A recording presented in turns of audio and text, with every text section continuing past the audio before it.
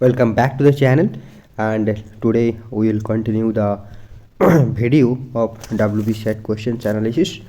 So we were on this topic, this span experiment, and today I will start from this another question topic, whatever it was. Okay, so let's start. So topic number 13, there is a concept like barotropic and baroclinic conditions. Okay, so barotropic and baroclinic conditions. So I think this was not the question, but yeah, it was a concept that you should know to solve the question. And one thing I thought ki first I will discuss the concepts like this, and once I complete this I will share the question paper also, so that those who feeling lazy, and or it will help you in some way ki you are getting the questions on the screen, and you kinda MCQ aptitude. Okay, it will help you if I share the question paper directly on the screen and then I solve. Then definitely it will help you to develop an MCQ aptitude. So first let me complete this topic wise, so that you can further explore with me. So one request ki please note down the topics and then explore more. Okay, whatever discussion I am doing, that is not enough. I don't think so it's enough, so you have to do more exploration. Okay, so let's understand these two concepts, barotropic and baroclinic conditions. What is barotropic? Barotropic means when density depends only on pressure. So barotropic is related with pressure, when density depends on only on pressure. Okay, and यहाँ पर क्या होती है कि no vertical wind share. जब बैरोट्रॉपिक situation जब belong करता है तो कोई वर्टिकल शेयर नहीं होते. No vertical wind shear, no vertical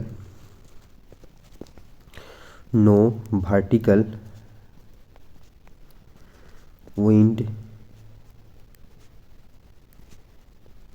share. ठीक है, नो वर्टिकल विंड शेयर यानी क्या होती है, यहाँ पर स्टेबिलिटी बिलोंग करता है. यहाँ पर रहता है क्या, स्टेबिलिटी रहता है. यहाँ पर स्टेबिलिटी, राइट. तो ये हो गया आपका बैरोट्रॉपिक. बैरोट्रॉपिक मतलब जहाँ पर सिर्फ जो डेंसिटी होगा वो प्रेशर के द्वारा कंट्रोल होगा. ठीक है, density depends on pressure. And यहाँ पर no vertical wind shear, no vertical wind shear यानी belong stability, that is barotropic condition. So barotropic condition is a pressure related with pressure. यहाँ पर कोई वर्टिकल विंड शेयर नहीं होते, यानी stability belong करता है. अब देखते हैं बैरोक्लाइनिक कंडीशन. तो यहाँ पर when density depends on both temperature and pressure. तो यहाँ पर बैरोक्लाइनिक में दो फैक्टर के ऊपर टेम्परेचर डिपेंड करते हैं. एक हो गया आपका temperature plus density, temperature plus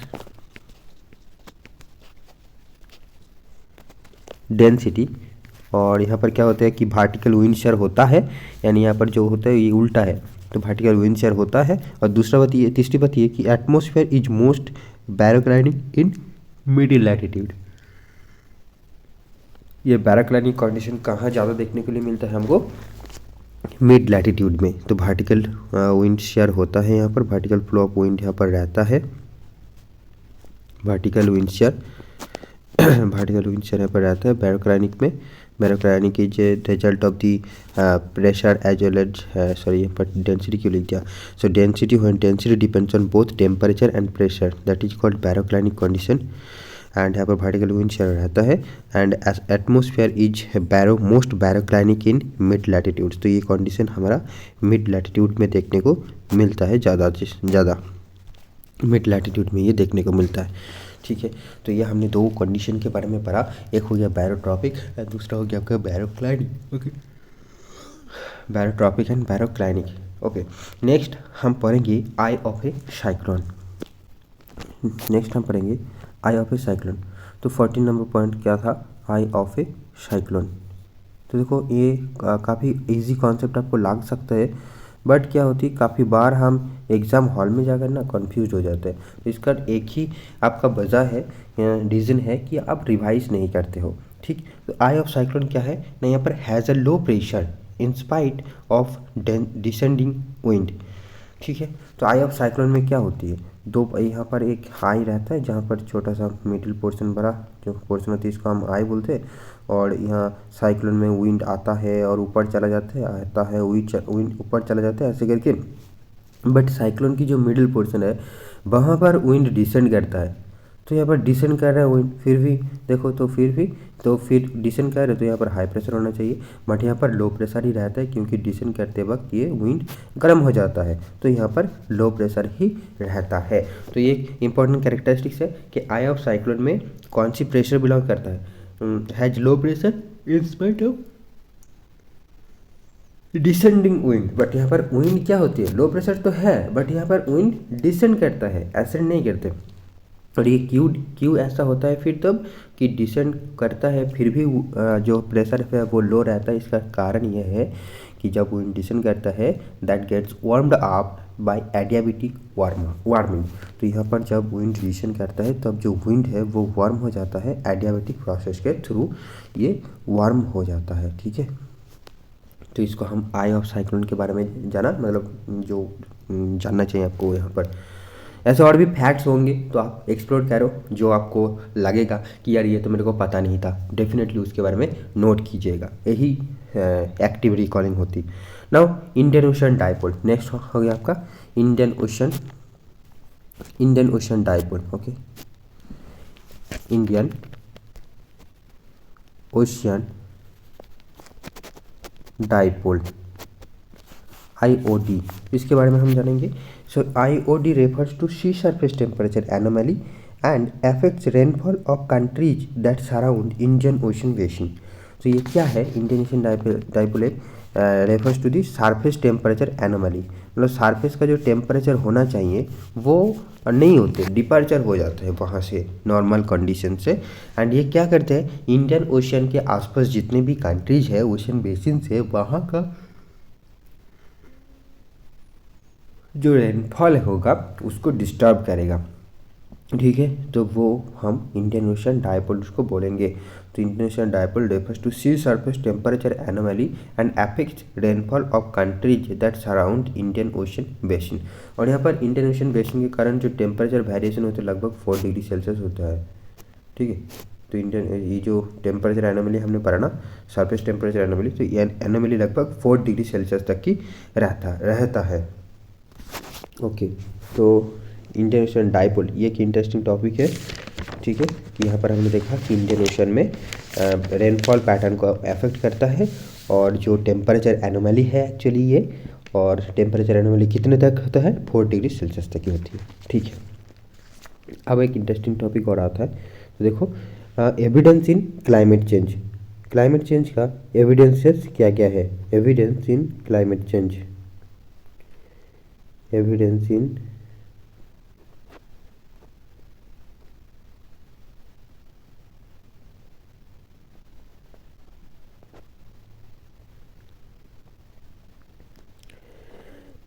climate change. तो एक हो गया, आपको ये याद रखना पड़ेगा कि क्या क्या है, और कॉन्सेप्ट आप देख लेना। बाकी आइस कोर्स मतलब वो ये आइस रिलेटेड है, तो वहाँ पर कुछ रिंग वगैरह बनता है। देन आपका आता है ट्रेडिंग्स, आइस कोर्स के बाद आता है आपका ट्रेडिंग्स, तो ये भी एक क्लाइमेट के बारे में, हमारा पास्ट क्लाइमेट के बारे में ये बता सकता है। तीसरा आपका आता है ओशियन सेडिमेंट्स, हम सेडिमेंट से इसका जान सकते हैं कि क्लाइमेट कैसा था, तो ocean sediments, okay, ocean sediments. चौथा है आपका coral reefs, okay, 4th number पे आपका कोरल रीफ्स। तो कोरल से भी हम क्लाइमेट के बारे में पता लगा सकते हैं। और 5वां है लेयर्स ऑफ सेडिमेंट्री रॉक्स। तो ये तो हमने सेडिमेंट्री पढ़ा, ocean sedimentary, but layers of sedimentary rocks तो वही है, लेयर्स ऑफ सेडिमेंट्री रॉक्स से भी हम क्लाइमेट के बारे में पता लगा सकते हैं, लेयर्स ऑफ सेडिमेंट्री रॉक्स। और एक हो गया लैकुस्ट्राइन वर्ब्स, LACUSTRINE, लैकुस्ट्राइन वर्ब्स। तो ये सब से हम एविडेंस इन क्लाइमेट चेंज यानी पास्ट क्लाइमेट के बारे में हम जान सकते हैं कि पास्ट में क्लाइमेट कैसा था और आज कैसा है। तो देखिए, और ये आपको नज़र आएगा कि there is a change in the climate. तो ये आइस कोर्स, ट्रेडिंग्स, lacustrine varves, layers of sediment, coral reefs, ocean deposits, या फिर ओशन सेडिमेंट्स, ये सब से हम क्लाइमेट चेंज के बारे में पता लगा सकते हैं ना। उसके नीचे कुछ और पॉइंट हमने लिखे हैं, देखो एक बार कि radioactive isotope dating is use to calculate the age of geologic materials. ठीक है, तो रेडियो एक्टिव आइसोटोप डेटिंग जो है वो हम यूज़ करते हैं to calculate the geologic materials. Now the basic principle of radioactive dating is to compare the pressure of radioactive isotope in a sample to its known abundance on earth and its half life। तो यहाँ पर radio active isotope के through हम ये सारे चीज़ों से radio active isotope निकाल के उसको हम मेजर करते हैं या फिर जो भी है कैलकुलेट करते हैं। ठीक है, और यहाँ से हम क्या कॉन्सेप्ट निकालते हैं, मतलब पैरामीटर क्या है ना, हाफ लाइफ एक पैरामीटर। सो हाफ लाइफ क्या होती है कि half life is the time it takes for half of the isotope to decay। so half life is the time it takes for half of the isotope to decay। half life is the time takes for half of the isotope to decay। now radioactive dating is useful for dating igneous and metamorphic rocks which cannot be dated by the stratigraphic correlation method used for sedimentary rocks। अभी radiometric dating जो है ये हम igneous and metamorphic rocks में apply कर सकते हैं, बाकी सेडिमेंट्री रॉक में नहीं कर सकते। ठीक है, तो ये बात है, बट क्यों नहीं कर सकते रेडियोएक्टिव डेटिंग, क्योंकि which can not be dated by the stratigraphic condition method used for sedimentary rocks. और तो सेडिमेंट्री रॉक्स के लिए हम स्ट्रैटिग्राफिक कोरिलेशन मेथड को यूज़ करते हैं। ठीक है, सेडिमेंट्री रॉक्स के लिए हम स्ट्रैटिग्राफिक कोरिलेशन मेथड की यूज़ करते हैं। रेडियोएक्टिव डेटिंग के लिए हम इग्नियस एंड मेटामॉर्फिक रॉक्स के लिए यूज़ करते हैं। तो ये हमने कुछ चीज़ें पढ़ा, evidence in climate change, and उसके साथ आपका रेडियो एक्टिव आइसोटोप के बारे में पढ़ा, हाफ लाइफ के बारे में जाना, और रेडियो एक्टिव आइसोटोप हम कहाँ का यूज़ कर सकते हैं, या फिर रेडियोएक्टिव डेटिंग हम इग्नियस एंड मेटामॉर्फिक रॉक्स में यूज़ करते हैं, और सेडिमेंट्री रॉक्स के लिए हम स्ट्रैटिग्राफिक मेथड यूज़ करते हैं। ठीक, अब देखो एक कॉन्सेप्ट ऐसा था कि हैडली सेल का जो है के बारे में कुछ था आई थिंक, तो वहाँ पर ये पूछा गया था कि ट्रेंड के बारे में पूछा गया था कि हैडली सेल दिन प्रतिदिन क्या हो रहा है, कि इसका एक्सटेंशन हो रहा है पोलर की तरफ, कुछ ऐसे करके कुछ था। तो हम हैडली सेल के बारे में आई एम डैम श्योर कि ये टॉपिक हमने आप नहीं पढ़े होंगे, ये जो फैक्ट जो भी है इन्फॉर्मेशन आप जो भी बोलोगे ये नहीं पढ़े होंगे।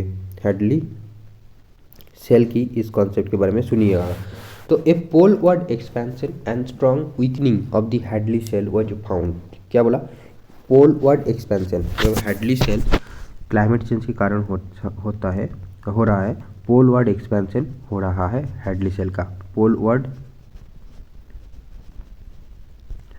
एक्सपेंशन हो रहा है हैडली सेल का। ठीक है, and strong weakening of the Hadley cell was found given the increased GHG forcing. ठीक है, तो पोलवर्ड एक्सटेंशन हो रहा है और इसका स्ट्रॉन्ग वीकनिंग भी हो रहा है, ये सेल वीक हो रहा है। ठीक है,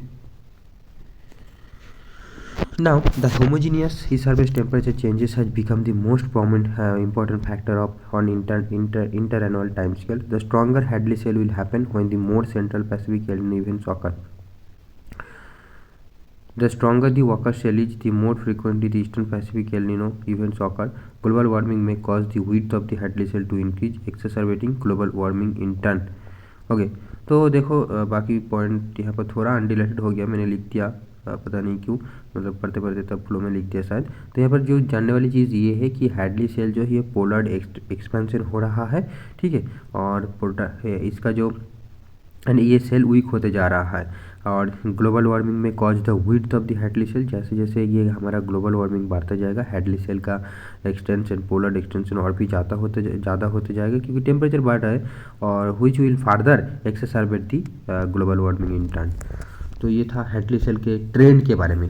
अब देखते हैं rainfall distribution and global scale, in global scale. ठीक है, रेनफॉल डिस्ट्रीब्यूशन, तो यहाँ पर दो स्टेटमेंट वाली कुछ था।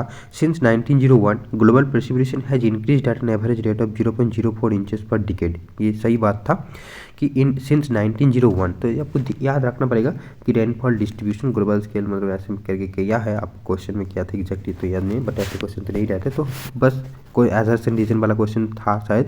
तो यहाँ पर देखो स्टेटमेंट क्या रखना कि since 1901 there is a change in global precipitation has increased, global precipitation, तो टॉपिक आप लिख सकते हो ग्लोबल प्रेसिपिटेशन, टॉपिक आप ये बना सकते हो कि ग्लोबल प्रेसिपिटेशन, मैंने रेनफॉल डिस्ट्रीब्यूशन क्या है बट नहीं, ग्लोबल प्रेसिपिटेशन करना पड़ेगा, प्रेसिपिटेशन। ठीक है, ग्लोबल प्रेसिपिटेशन, ये करो ग्लोबल प्रेसिपिटेशन। तो since 1901 global precipitation has increased at an average rate of 0.04 inches per decade. Since 1901, global precipitation has increased at an average rate of 0.04 inches per decade. Since 1901, global precipitation has increased at an average rate of 0.04 inches per decade. The regions of highest rainfall are found in the equatorial zone and the monsoon area of Southeast Asia. The regions of highest rainfall are found in the equatorial zone and the monsoon area of Southeast Asia. और एक statement ये है कि regions of highest rainfall are found in the equatorial zone and the monsoon area of south east Asia. तो global precipitation सबसे precipitation कब कहाँ ज़्यादा होती है, इक्वेटोरियल रीजन में और साउथ ईस्ट एशिया की मानसून एरियाज में, ठीक है, monsoon area of south east Asia. Equatorial zone, equatorial zone,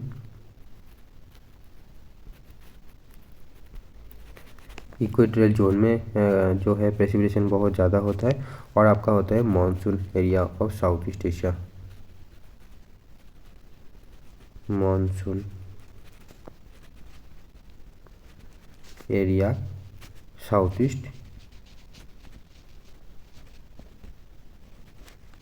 east Asia, ठीक है। ग्लोबल प्रेसिपिटेशन अब since 1901 there is an increase in global precipitation at an average rate of 0.04 inches per decade, ठीक है, पर decade के हिसाब से increase हो रहा है 0.04 इंचेस के साथ।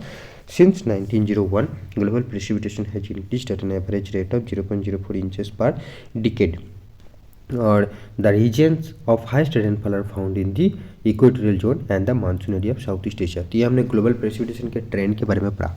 ओके, हम नेक्स्ट देखते हैं आगे की कॉन्सेप्ट क्या है ना, प्रैट थ्योरी के बारे में है। ठीक है, तो प्रैट थ्योरी हमने एरी का कॉन्सेप्ट पढ़ा है, प्रैट का कॉन्सेप्ट भी है। तो प्रैट थ्योरी के बारे में यहाँ पर हम देखेंगे क्योंकि यहाँ पर था ये प्रैट थ्योरी, तो आप दोनों ही देख लेना एक बार, ठीक है। प्रैट्स का कॉन्सेप्ट, आइसोस्टैटिक का कॉन्सेप्ट था ये। प्रैट्स थ्योरी क्या बोलते हैं कि taller land mass has lesser density. क्या बोलते हैं Pratt's theory? Taller land mass has, taller land mass has lesser density, यही बोलते हैं ना। और एरी जो है वो अलग बोलते हैं कि और densities are the same, taller land mass has lesser density and मतलब एरी क्या बोलते हैं, एरी तो मैंने लिखा था ये, तो अरे कुछ है था, एक बार देख लेता हूँ। ये वाला देखो, अभी याद करते। हाँ, तो सामने ही था ये, मैंने किसी और दूसरी जगह भी नोट किया था, एक बार पढ़ा था तब। तो एरी बोला था क्या, uniform density with varying depth, ठीक है। तो मतलब यूनिफॉर्म डेंसिटी की बात किया था और सॉरी विद वेरिंग थिकनेस की बात किया था कि डेंसिटी सेम है, सिर्फ हमारा थिकनेस जो है रॉक्स का वो वेरी करेगा। बट प्रैट ने बोला कि नहीं, taller land mass has the lesser density भी है, ठीक है। यानी यूनिफॉर्म डेप्थ है, there is level of compensation, Pratt ने बोला था। लेवल ऑफ कॉम्पेंसेशन का कॉन्सेप्ट प्रैट ने दिया था और वहाँ पर यूनिफॉर्म डेंसिटी हो गया।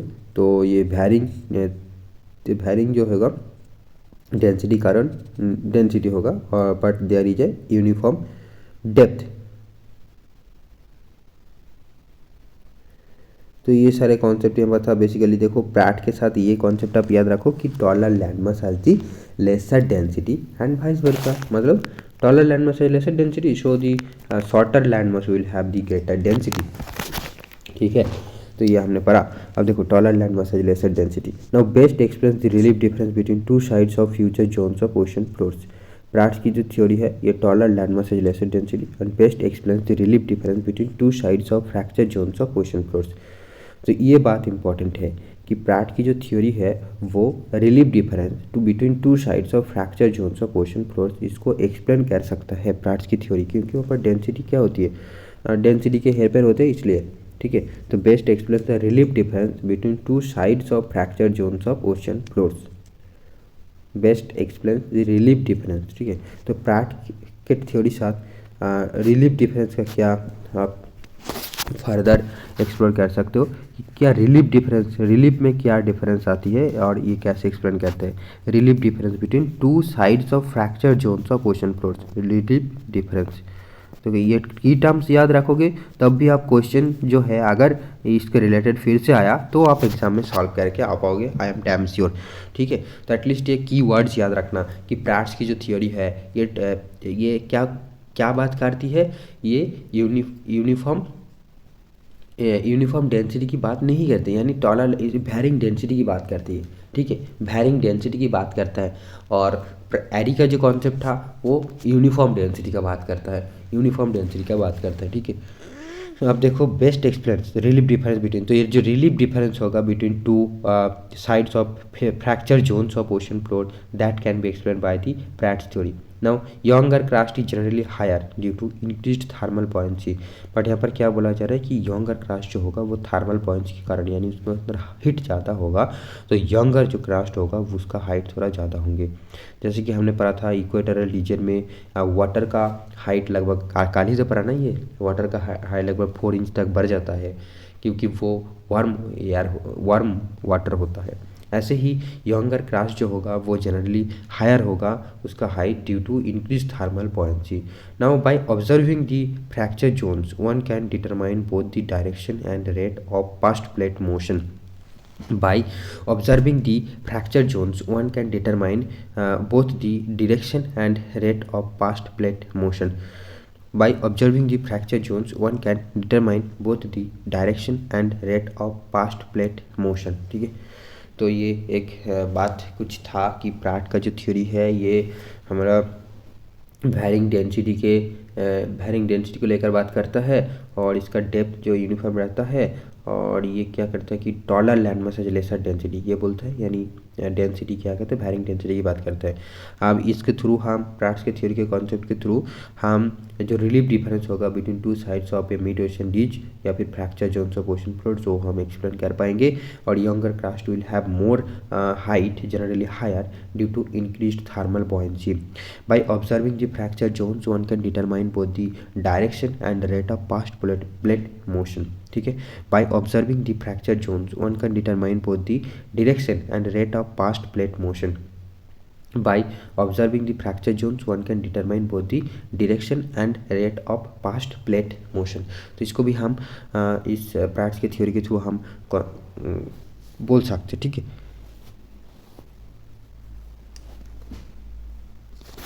आगे के टॉपिक हम देखेंगे सी लेवल चेंज। ये लगभग 20 टॉपिक चल रहा है, मतलब नंबर 20 वाला टॉपिक। तो देखो यहाँ पर दिखा रहा है आपको स्लाइड्स नंबर, ठीक है, 90-20 करके। ओके, सो सी लेवल चेंज के बारे में यहाँ पर बात होगा। सी लेवल चेंज के बारे में आप कुछ चीज़ें याद रखोगे। सी लेवल चेंज आपको बेस्ट तरीका पढ़ने का, बेस्ट तरीका क्या होगा पढ़ने को पता है आपको ना? एक A4 शीट में सारी चीज़ें नोट करना है, बट ये थोड़ा टाइम कंज्यूमिंग होगा। बट आप पहले से इसको ऑर्गेनाइज करना स्टार्ट करो तो बाद में जाकर ना बहुत आपको मदद मिलेगा, और क्या मतलब एक तिजोरी जैसा बन जाएगा। ठीक है, क्योंकि किसी के पास नहीं है वो। ये आप ना एक पेज में मतलब A4 शीट में नोट बनाना स्टार्ट करो और उसके ऊपर सिर्फ हेडिंग लिखो, मतलब सी लेवल चेंज। तो जब तक वो फुल पेज जो है अलग से रखो, मतलब स्टोर करके रखो बस वो पेजेस, जैसे यूपीएससी वाले नोट बनाते हैं। अब जैसे जैसे आपको इन्फॉर्मेशन मिलते जाएगा उस सी लेवल चेंज की पेज में आप ऐड करते जाओगे, तो आप जब बाद में सी लेवल चेंज को पढ़ोगे तो आप आसानी से सारे इन्फॉर्मेशन को एक ही जगह आप कर पाओगे। क्योंकि बहुत सारे इन्फॉर्मेशन तो मैंने देखा कि यार no one source is not sufficient, तो ज़्यादा से ज़्यादा सोर्स अब एक साथ तो हर सोर्स हम नहीं पढ़ सकते। एक बार में एक ही सोर्स पढ़िए, वहाँ से नोट बनाइए, फिर रिवीजन के दौरान या फिर कुछ भी करने के दौरान जब वो वैल्यू एडिशन हम बोलते हैं उसको, तो वैल्यू एडिशन बहुत ज़रूरी है। Bye the way I hope आपको चीज़ें समझ में आए होंगी मैंने क्या बोला। अगर ना समझ में आया तो कोई बात नहीं, हम बाद में डिस्कस करेंगे, अभी के लिए छोड़ते हैं। Sea level change between 1993 to 2022 an average sea level change increased around +3.3 millimetre global level पे। देखो तो 1993 से लेकर 2022 तक, बिटवीन 1993 से लेकर 2022 तक there is a sea level का क्या हुआ है, सी लेवल का इंक्रीज हुआ है। कितना? सी लेवल का इंक्रीज क्या है? +3.3 millimetre, +3.3 millimetre at the global scale. ठीक है, याद रखिएगा between 1993 to 2022 there is an increase of global sea level that is 3.3 millimeter. Okay, some of European coasts record sea level fall. Some of European coast record sea level fall. Some of European coast record sea level fall. Some of European coast record sea level fall.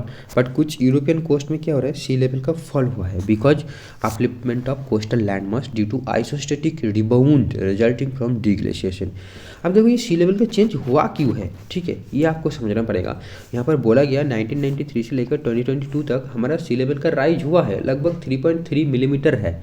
तो जो भी है, आप यहाँ पर समझने वाली बात ये क्या है, क्यों हुआ है, ठीक है. तो सी लेवल चेंज कैसे होते हैं, मान लो ग्लेशियर था तो वो मेल्ट हो गया, तो वहाँ से सी लेवल का राइज हो जाएगा, है ना. अब ऐसा ही हो रहा है, ग्लोबल वार्मिंग हो रहा है और जो आइस है वो मेल्ट हो रहा है, इसलिए हमारा सी लेवल चेंज हुआ. अच्छी बात है. आप देखो जहाँ पर वो आइसेस था, जैसे कि यूरोपियन कंट्रीज में बहुत सारे ग्लेशियर था, ठीक है, तो अभी भी है. तो यूरोपियन कोस्ट में ये क्या होते हैं, रिकॉर्ड सी लेवल फॉल हुआ है, यानी सी लेवल नीचे गया है, क्योंकि जो ग्लेशियर्स है वो वहाँ पर था, वो जब मेल्ट हो गया तो जो हमारा अर्थ क्रस्ट है वो प्रेशर में था, बट वो प्रेशर रिलीज हो गया तो थोड़ा ऊपर आ गए, ठीक है.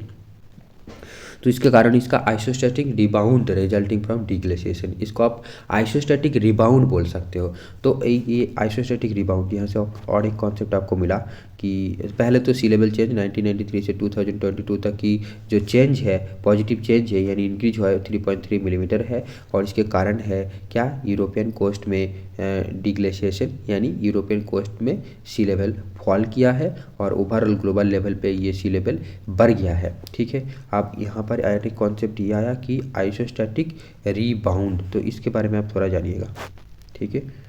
आइसोस्टैटिक रिबाउंड,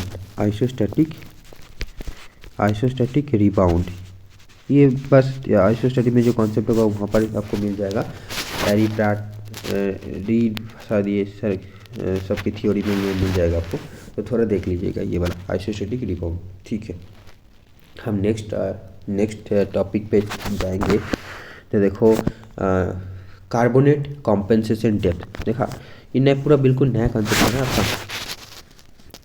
क्या बोला हमने, कार्बोनेट कॉम्पेंसेशन डेप्थ, या इसको बोलते हैं CCD, तो पहले carbonate compensation depth, definitely full form को नहीं पूछे जाएंगे. तो देखो इसके बारे में बहुत सारे फैक्ट्स यहाँ पर लिखा है, मैं एक एक करके पढ़ूंगा और आपको बताऊंगा. In ocean CaCO3 compensation depth relates to amount of carbonic acid present in sea water.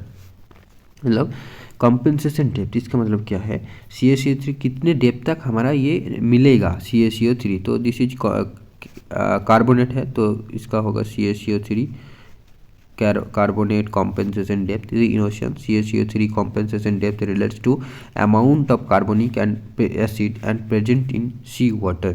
तो जितना ज़्यादा CaCO3 प्रेजेंट होगा उतना ही उसको डेप्थ भी ज़्यादा मिलते जाएगा, है ना, ज़्यादा डेप्थ तक वो मिलते जाएगा. तो उसको हम बोलते हैं carbonate compensation depth. Okay, now the CCD is on average 4,500 meters, that is 4 to 5 kilometre below sea level. और इसका जो एवरेज डेप्थ है CCD का वो क्या होता है, 4 to 5 किलोमीटर है, 4 to 5 किमी है average depth of CCD carbonate compensation depth का एवरेज हाइट है 4 to 5 किलोमीटर. तो हमने क्या पढ़ा, कार्बोनेट कॉम्पेंसेशन डेप्थ जो है ये ओशन में कितना CaCO3 प्रेजेंस है उसके ऊपर डिपेंड करेगा, ठीक है, डेप्थ. और ये डेप्थ लगभग जो एवरेज है वो क्या है 4,500 मीटर्स या फिर 4 to 5 kilometre below sea level.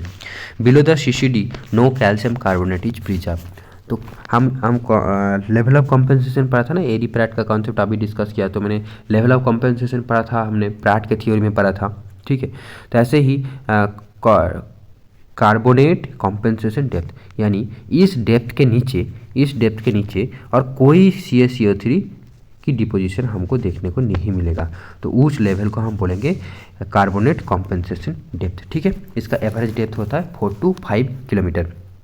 और ये किसके ऊपर डिपेंड करता है, presence of CaCO3 in the ocean water. CCD is defined as the water depth at which the rate of supply of calcium carbonate from the surface is equal to the rate of dissolution. मतलब यहाँ पर इस level के बाद calcium carbonate जो आता है वो डिजॉल्व हो जाता है, नो डिपोजिशन टेक प्लेस, ठीक है। तो इस डेप्थ को हम कॉम्पेंसेशन कार्बोनेट कॉम्पेंसेशन डेप्थ बोलते हैं, जो कि यूजुअली 4 to 5 किलोमीटर होता है। Okay, now calcium carbonate forms and is stable. Calcium carbonate forms and is stable in shallow warm sea water, but it will dissolve in cold sea water. ठीक है, तो calcium carbonate forms and is stable in shallow warm sea water but it will dissolve in cold sea water. मतलब calcium carbonate जो है ये warm water में तो deposit होगा। तो जैसे कि हमारा जो कोरल डिप होता है, कोरल डिप कहाँ बनता है, जहाँ पर लगभग 27 डिग्री की सेल्सियस की मतलब तापमात्रा रहता है। उसके अगर नीचे हो गया तो भी कोरल डिप नहीं बनेगा, ऊपर हो गया तो भी कोरल डिप नहीं बनेगा। तो ये जो कैल्शियम कार्बोनेट है ये कोल्ड एरियाज में नहीं बनेगा, यानी CCD जो है ये कोल्ड वाटर में देखने को नहीं मिलेगा। Generally there is no CaCO3 beneath about 15,000 feet, और ओशन में बिलो 15,000 फीट में कोई CaCO3 हमको देखने को नहीं मिलते। The lysocline is the depth at which CaCO3 begins to dissolve rapidly.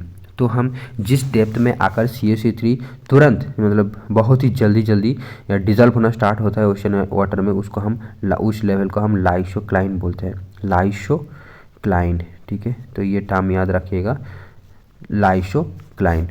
Okay, now the lysocline and CCD are at the surface near the poles where the water is cold. तो जहाँ हमने पढ़ा कि जहाँ पर कोल्ड होगा कि generally जहाँ पर कोल्ड होगा कि CaCO3 dissolves easily in cold water, so CaCO3 will dissolve in cold water. तो पोलर एरियाज में ये जो लाइसोक्लाइन लेवल होगा या फिर CCD होगा, कार्बोनेट कॉम्पेंसेशन डेप्थ होगा, ये सरफेस में होगा, ज़्यादा दूर तक नहीं जाएगा, ठीक है। The lysocline and CCD are at the surface near the poles where the water is cold. Calcareous oozes accumulate only above the CCD। और जो कैल्केरियस मतलब जहाँ पर कैल्शियम रहते हैं जो वुजेस में, तो calcareous oozes only deposited above the CCD या फिर क्या है कैल्शियम कार्बोनेट कॉम्पेंसेशन डेप्थ के ऊपर ये डिपॉजिट होता है। Calcareous oozes accumulate only above the CCD।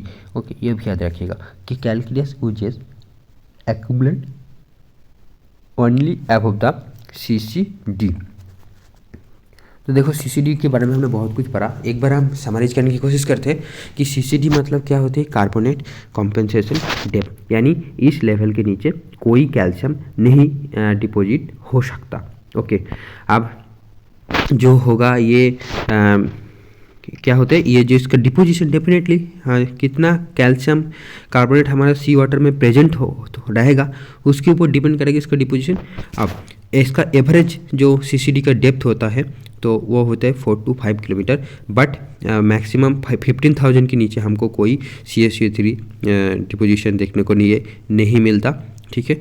और तो उसको हम CCD बोलते हैं, यानी 4 to 5 किलोमीटर जो लेवल जहाँ से कोई कैल्शियम कार्बोनेट की प्रिजर्वेशन नहीं होगी या फिर जो भी सप्लाई रहेगा कैल्शियम कार्बोनेट का वो डिजॉल्व हो जाएगा, तो वो इक्वल हो जाएगा, rate of supply and rate of dissolution equal हो जाएगा, तो उसको हम CCD या फिर कार्बोनेट कॉम्पेंसेशन डेप्थ कहेंगे।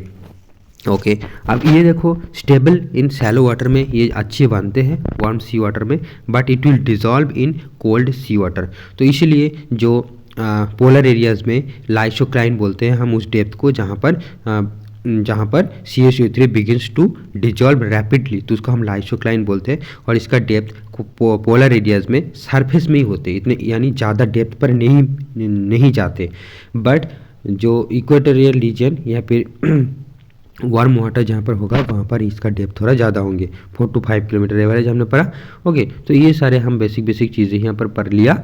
तो आई होप आपको कार्बोनेट कॉम्पेंसेशन डेप्थ ये टर्म अब नया नहीं लगेगा, ठीक है। और एक बात याद रखिएगा कि कैल्केरियस वुजेस जो है ये accumulate only above the CCD, calcareous oozes. और लाइसोक्लाइन के बारे में भी याद रखिएगा कि it is the depth at which CaCO3 begins to dissolve rapidly. Okay, ठीक है, तो चलिए हम आगे की टॉपिक देखते हैं।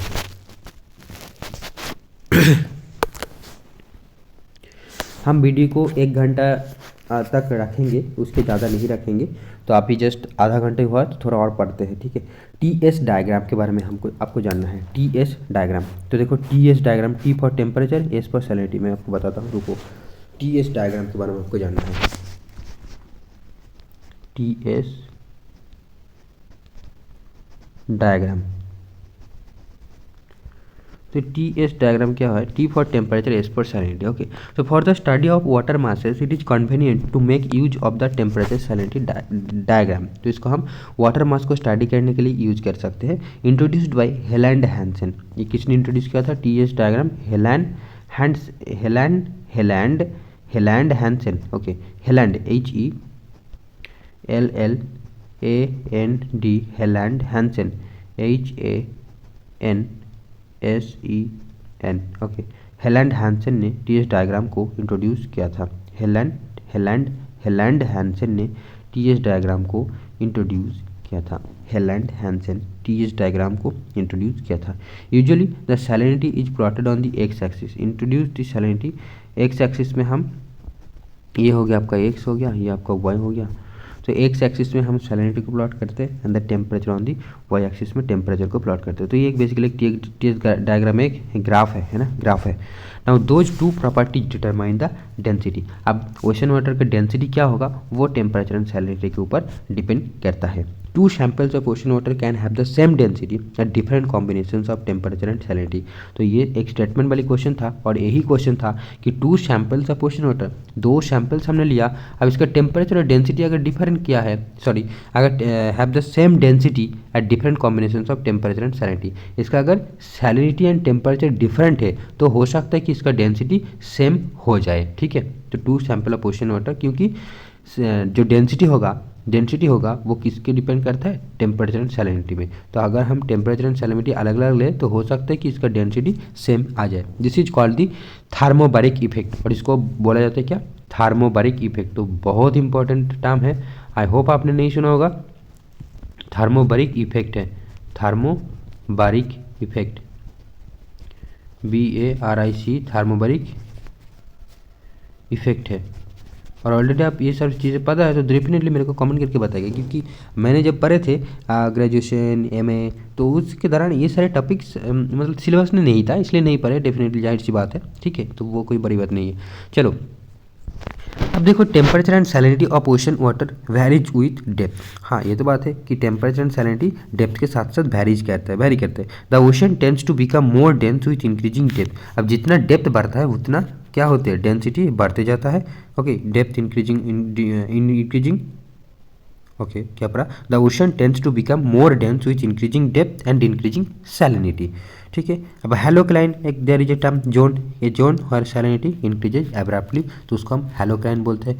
हाँ, अगले ही पढ़ा हमने लाइसोक्लाइन का कॉन्सेप्ट पढ़ा, जहाँ पर कैल्शियम कार्बोनेट रैपिडली डिजॉल्व होना स्टार्ट करते हैं, उसका हम लाइसोक्लाइन बोलते हैं। यहाँ पर हेलोक्लाइन मतलब जहाँ सैलिनिटी बहुत रैपिडली इंक्रीज करना स्टार्ट होता है, उसको हम सैलिनिटी बोलते हैं, क्योंकि डेप्थ के साथ सैलिनिटी बढ़ता जाता है ओशन में। और the ocean tends to become more dense with increasing depth, ठीक है। तो हेलोक्लाइन हमने पढ़ा, लाइसोक्लाइन हमने पढ़ा। Halocline is a zone whose salinity increase abruptly. Halocline is a zone whose salinity increase abruptly. और एक की टर्म हमको मिला कि थर्मोबारिक इफेक्ट, ठीक है। फिर तो ये सारी चीज़ आपका अंदर किसके अंदर आता है? TS डायग्राम के अंदर आ जाता है, ठीक है। तो थर्मोबारिक इफेक्ट के बारे में हमने जाना, हेलोक्लाइन के बारे में जाना। अब सैलिनिटी के बारे में थोड़ा जानते हैं कि यहाँ पर लिखा है salinity in low latitude regions the surface salinity starts out high then decreases as depth increases, ठीक है।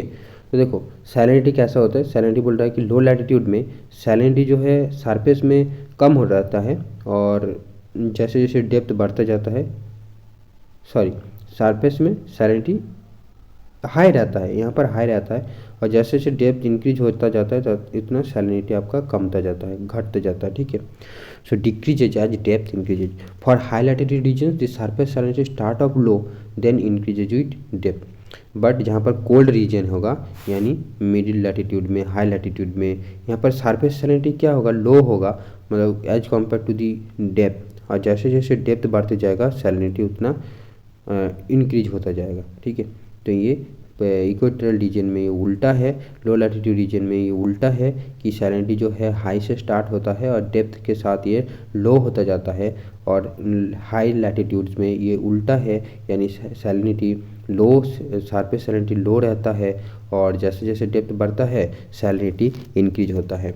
Now the average salinity of the oceans has not changed since the end of last ice age more than 8000 years. तो हमारा जो average salinity है ocean का वो लगभग fixed रहा है, कहाँ कब से, लगभग 8000 ईयर्स, 8000 ईयर्स, फॉर 8000 ईयर्स ये चेंज नहीं हुआ है, 8000 ईयर्स की, ठीक है।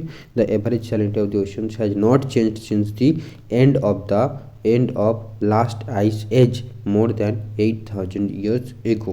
तो ये जस्ट फैक्ट्स है, कुछ इन्फॉर्मेशन से, स्टेटमेंट से, जिसे आप याद रखने की कोशिश करेंगे तो एग्जाम में मदद मिल सकता है। ओके, तो हमने सैलिनिटी के बारे में पढ़ा। यहाँ पर देखो टॉपिक वही है ना, बट इन्फॉर्मेशन जो है वो वैरी कर रहा है, उसका डेप्थ वैरी कर रहा है, उसका अंडरस्टैंडिंग, उसका एस्पेक्ट्स, ठीक है, वो हमको बहुत नए नए चीज़ें जानने को मिल रहा है, ठीक है। ऐसे तो आप लिंक करने के लिए टीएस डायग्राम, ये भी सैलिनिटी चैप्टर से ही लिंक्ड है ना।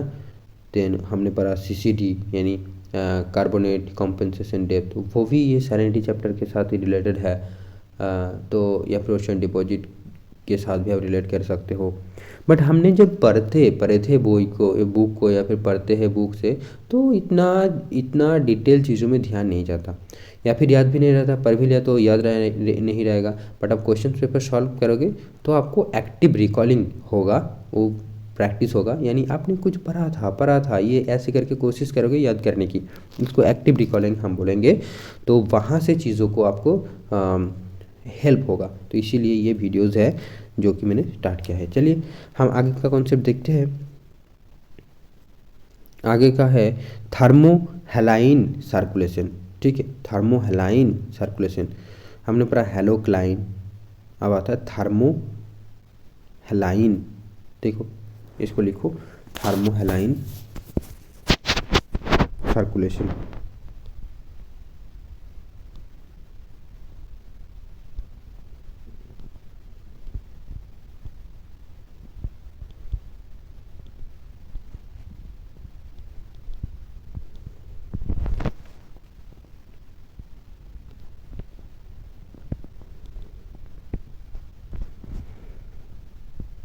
तो पहली बात ये हेलाइन टर्म का मतलब भी है सॉल्ट, ठीक है। तो थर्मोहेलाइन, इसको शॉर्ट में THC भी बोला जाता है, थर्मोहेलाइन सर्कुलेशन, THC। सो ये क्या होती है कि driven by heat and density. तो thermohaline circulation driven by heat and density, okay, याद रखिएगा। Thermohaline circulation is driven by heat and density. The component of general oceanic circulation controlled by horizontal differences in temperature and salinity. Okay, तो ocean में जो circulation होगा वो किसके द्वारा control किया जाएगा? Differences in horizontal differences in temperature and salinity, इस दो चीज़ के द्वारा कंट्रोल होगा वो। And it continuously replaces sea water at depth with water from the surface and slowly replaces surface water elsewhere with water rising from deeper depths. Okay, it continually replaces sea water at depth with water from the surface and slowly replaces surface water elsewhere with water rising from deeper depths. तो जो हम up oiling down oiling पढ़े थे वो वाला concept, तो इतना याद रखिएगा कि थर्मोहेलाइन सर्कुलेशन जो है सॉल्ट के साथ रिलेटेड है, और ये thermohaline circulation heat and density पे डिपेंड करता है। और it continuously replaces sea water at a depth with water from the surface and slowly replaces surface water elsewhere with water rising from deeper depths. Model was given by Henry Stommel and Arnold B. Arons in 1960. तो इतना नाम शायद आपको नहीं पूछा जाएगा, इतना मतलब छोटी छोटी टॉपिक है ये। तो हेनरी स्टोमेल एंड आर्नोल्ड बी आरन्स आप याद बस एक बार सुन लीजिए, ठीक है, याद रख सकते तो अच्छी बात है, ठीक है। तो ये हमने थर्मोहेलाइन सर्कुलेशन के बारे में पढ़ा। और भी अगर आपको कुछ इन्फॉर्मेशन आप एक्सप्लोर करते करते मिल जाए तो डेफिनेटली ऐड ऑन करते रहिए। और हमारा टेलीग्राम चैनल भी है, ग्रुप भी है, ग्रुप नहीं सर चैनल है, तो वहाँ पर आप जाके चीज़ों को शेयर भी कर सकते हैं या फिर कमेंट में ही शेयर कर सकते हो, ठीक है। चलिए अब हम देखते हैं एम्फीड्रोमिक पॉइंट्स। ये बड़ा कॉन्सेप्ट अच्छा है, एम्फीड्रोमिक पॉइंट्स। अरे sorry,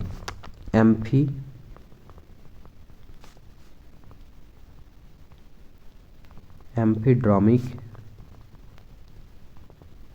points.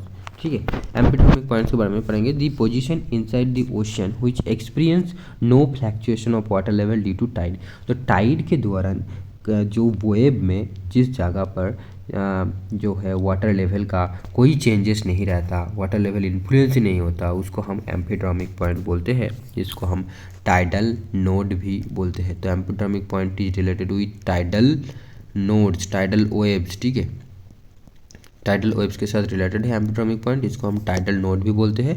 And a location where the tidal amplitude for a harmonic constituent of the tide is zero. और यहाँ पर जो एम्पलीट्यूड होगा, टाइप का जो हाइट एम्पलीट्यूड होगा, ये क्या जीरो है, पूरा जीरो है। तो एम्फीड्रोमिक पॉइंट में टाइड का एम्पलीट्यूड जीरो होता है, इसको हम टाइडल नोड भी बोलते हैं। और the position inside the ocean which experience no fluctuation of water level due to tide, the tidal range is also zero. ठीक है, tidal range is also zero. तो देखो बहुत कुछ टर्मिनोलॉजी आपको मिल गया। टाइडल रेंज है ना, टाइडल रेंज यानी मैक्सिमम जो हाइट होगा, एंड रेंज मतलब वही होती है मैक्सिमम माइनस मिनिमम। तो टाइडल रेंज वही है कि जो मैक्सिमम एंड मिनिमम टाइड का हाइट था वो उसका डिफरेंस क्या होगा। अब देखो कॉज्ड बाय रेजोनेंस फिनोमेना। अब ये रेजोनेंस क्या है ना, ये एम्फीड्रोमिक पॉइंट जो है ये क्यों बनता है, तो इसको हम बोलते हैं रेजोनेंस फिनोमेना। क्या बोलते हैं? Resonance phenomena. Resonance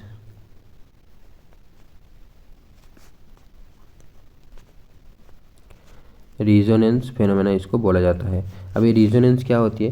and resonance is a phenomena that occurs when an external force or a vibrating system forces another system to vibrate with greater amplitude at a specified frequency. It is the transfer of energy from one body to another. There are 5 types of resonance: mechanical, acoustic, electrical, optical, orbital resonance. तो ये थोड़ा physics का concept लग रहा है।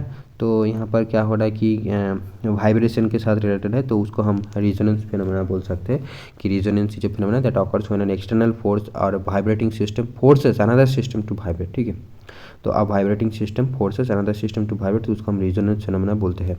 Bye the way and represented on a chart. ये जो एम्फीड्रोमिक points है, ये जो वेदर चार्ट होता है वहाँ पर को tidal lines bye a point के थ्रू हम इसको chart of cotidal line, जहाँ पर को टाइडल लाइन्स दिखाया जाता है, उसमें इसको एज ए पॉइंट इसको रिप्रेजेंट किया जाता है या फिर दिखाया जाता है एम्फीड्रोमिक पॉइंट को। ठीक है, तो आई होप आपको समझ में आया। बेसिक कॉन्सेप्ट ये है कि यहाँ पर वाटर लेवल का कोई फ्लैक्चुएशन नहीं होती है, टाइडल रेंज जीरो होता है। ठीक है, इसको हम टाइडल नोड भी बोलते हैं, टाइडल एम्पलीट्यूड भी जीरो होता है। और ये weather chart of tidal lines में इसको एक पॉइंट के द्वारा दिखाया जाता है।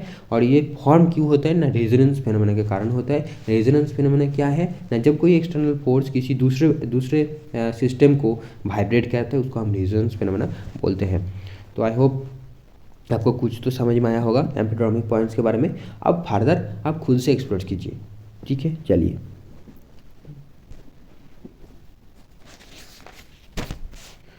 अब हम पढ़ेंगे को टाइडल लाइन। तो हमने अभी वहाँ पर सुना कि को टाइडल लाइन की कॉन्सेप्ट है ना, तो इसके बारे में भी शायद क्वेश्चन था, तो एक बार हम पढ़ लेंगे, या फिर ना भी था तो भी पढ़ लेते हैं, कोई दिक्कत नहीं। को टाइडल लाइन यहाँ पर पढ़ना कि represented on a chart of cotidal line by a point. Amphidromic point में पढ़ा कि एम्फीड्रोमिक पॉइंट को हमारे जो को टाइडल लाइन की चार्ट होगा उसमें हम एज ए पॉइंट इसको रिप्रेजेंट करेंगे। तो ये को टाइडल लाइन क्या होती है, तो इसमें इसके रिगार्डिंग बहुत कुछ लिखा है, तो डेफिनेटली आई थिंक क्वेश्चन इसके ऊपर था, देख लेते एक बार। Cotidal line on a tidal chart that connects points where high tide occurs at same time. ठीक है, तो को टाइडल लाइन की क्या है, जहाँ पर हाई टाइड ऑकर्स, उसको जहाँ हाई टाइड होते हैं उस पॉइंट को हम जिस लाइन से जोड़ते हैं उसको हम को टाइडल लाइन बोलते हैं। जैसे हमने पढ़ा था आइसोक्लाइन है ना, आइसोथर्म, ऐसे करके पढ़ा था। ऐसे ही को टाइडल लाइन जहाँ पर हाई टाइड वाले पॉइंट्स को एक लाइन के थ्रू जोड़ा जाता है। also called co-phase line because they connect points of equal phase, and co-tidal lines are usually drawn at 1 hour intervals। तो ये इंपॉर्टेंट है कि co-tidal line जो है ये सेम पॉइंट्स है जहाँ पर हाई टाइड होता है, co-tidal लाइन। और यहाँ पर जो co-tidal लाइन्स को क्या बोला जाता है, इसको co-phase लाइन भी बोला जाता है। बाय द वे इतनी इंपॉर्टेंट नहीं है, बट ये इसको 1 आवर इंटरवल में ड्रॉ किया जाता है, इसको 1 आवर इंटरवल में ड्रॉ किया जाता है, 1 आवर इंटरवल में ड्रॉ किया जाता है, ठीक है। And the smallest tidal dangers occur in area known as amphidromic point, जहाँ पर स्मॉलेस्ट टाइडल डेंज होगा वो उसको हम एम्पीड्रोमिक पॉइंट बोल रहे हैं। उसका एम्पीड्रोमिक पॉइंट का वैल्यू होता है 0 होता है, वहाँ पर टाइडल लाइन या फिर को-टाइडल डेंज जो भी है 0 होता है। अब there are about a dozen amphidromic points in the oceans. अब ओशंस के अंदर डजन मतलब बहुत सारे एम्पीड्रोमिक पॉइंट्स रहता है। About 5 in the Pacific, 1 near हवाई, ओह सॉरी, मतलब पूरा ग्लोबल ओशन में अबाउट डजन्स मतलब लगभग 12 के आसपास जो है एम्पीड्रोमिक पॉइंट्स है। बट इनमें से 5 जो है वो पैसिफिक ओशन में है एंड हवाई के पास एक है, ठीक है। एम्पीड्रोमिक पॉइंट्स हवाई के पास एक भी है, पैसिफिक में 5 है, ग्लोबल में लगभग 12 है। Cotidal lines rotate around amphidromic points about every 12 hours. तो को-टाइडल लाइन्स जो होगा तो यहाँ पर 0 है, अब ये धीरे धीरे इंक्रीज होता जाएगा ना इसका वेव एम्पलीट्यूड जो भी होगा, तो इसको हम ऐसे करके क्या बोला जा रहा है कि cotidal lines rotate around amphidromic points about every 12 hours, okay.